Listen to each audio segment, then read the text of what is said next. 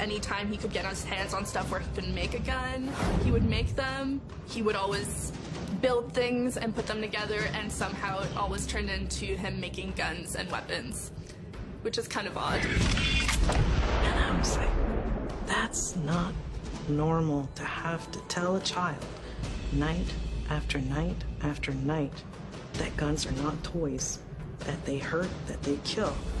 And I got through to him that night. I said, Shane, what if somebody shot mommy and mommy went to heaven and you never see mommy again? And then his face just changed and he looked at me and goes, Mommy, I'm gonna kill him. I was shocked.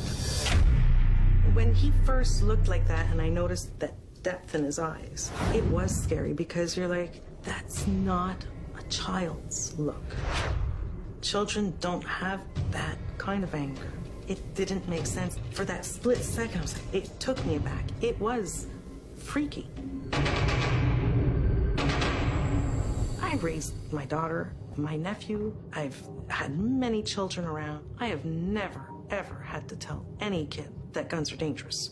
Every night, I tell them once or twice, guns aren't toys, you don't play with guns.